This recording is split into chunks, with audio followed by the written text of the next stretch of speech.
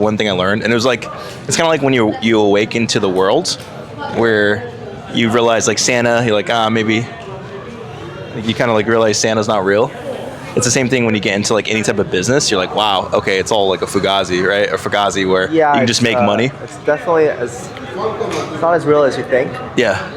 Or I don't know. Yeah, I feel like that's with everything. That's really what it is. And then you go through a phase where initially you're annoyed, right? Where you're just like, oh, this is bullshit. This shouldn't be like this and all that. Then you realize it's the game. And you kind of wake up. Once you learn the game, you enjoy it. It actually makes the game easier. It's like you think everything is so difficult, and so overcomplicated, and it's not. Yeah. It's like all the same almost. That's what I'm saying. Yeah, it's a game. It's like it's not that much different. I remember what's his name, Hormozi. I used to listen to his podcast in a patrol car, literally like 4 or 5 years ago. No, almost like 6 years ago. I'd be in a patrol car listening to him when he used to do more of the tank top. And he's like, you know, the intro was the OG whiteboard, and the intro would be like, hey, the wealthiest or the best business owners think of business as a game. And I never understood it whatsoever. I was like, what the hell is this dude talking about, right? Because I just didn't understand the skill set. And then I failed in my first business. Did I ever tell you I opened a store in San Francisco? Like an actual retail brick and mortar legit store? Yeah, dude, freaking. What were you selling? Oh man, it was a gold exchange. So buying and selling golds and like expensive jewelry. Yeah, really? I know. And I was a cop full time working the night shift. So it'd be like, I'd get off at 9 p.m. I get off at 7 a.m. And you were flipping. 9 p.m. to 7 a.m. And then I drive to San Francisco and freaking go to the store and we're flipping freaking gold and stuff. And some of the people that come in, you're like, dude, I swear I know you from like a wanted picture, bro. I'll give you 60%. So it's funny, but at the same time, I used to listen to that. And the one thing that I remembered was I'm literally transporting this dude. He just did it's called a 187 or a murder in California. He's in the back seat. I got Hormozi playing. He's like, damn, man, you smart. I was like, what are you talking about? He's like, you listen to the Smart podcast. So the whole ride to the jail, we're just listening to Hormozi talk about cost per lead. Hormozi podcast while driving. Yeah, because it was like a Crown Vic we had, and I would just put the freaking cassette player. They have this adapter where you have a cassette, and then you put it. There's a wire, and it connects your Bluetooth. Okay. So some of the older cars, and I would just be listening to Hormozi podcasts. It's like, I don't want to fucking be a cop anymore. So I'm like, as long as I keep consuming this, I'm gonna literally listen to this propaganda and brainwash myself. Right? It's kind of like moving to the desert and learning the nomadic language.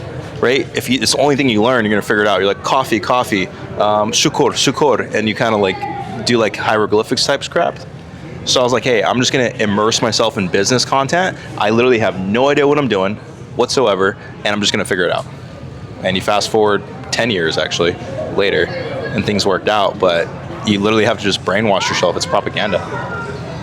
That's why I have all these like stories and all that, when you're like, no way. I'm like, yeah, like I was just at rock bottom making 6 figers. Like, I don't want to do this bullshit. The cop stories. The cop stories are the most interesting because most people don't have that. A lot of people have every person I talk to, they have very similar upbringings. Like, yes, they were working a job, or they didn't actually go to school. Instead of going to school, they actually just like try to hustle, and they went into drop shipping or whatever it is.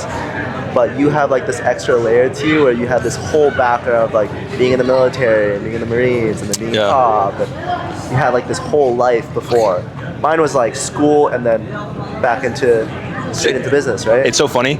It's really good memories, but sometimes I'm like envious, like especially this generation of like kids. I'd say kids with like the utmost respect, but like I consider kids in business. I'm like, holy shit. I'm like, dude, when I was 19, I was literally using a fake ID to get into clubs in the Marines. Like, that was my that was my goal. I was like, not revenue. I was like, I can't wait to figure out what club we're going to, and let's just go meet some I can't bitches. wait for the special on Tuesdays. That's it. Literally, that was it. We're saving money. We had like this shots on Tuesdays. Like, the cargo vans that hold like 20 people, like the church vans. We would literally all pull together like $10 each to pay for the whole van to get us to the club, right? And that was like the life at like 19 and 20. And you gotta remember, it was like Napster and like LimeWire and things like that. MySpace was still around, right?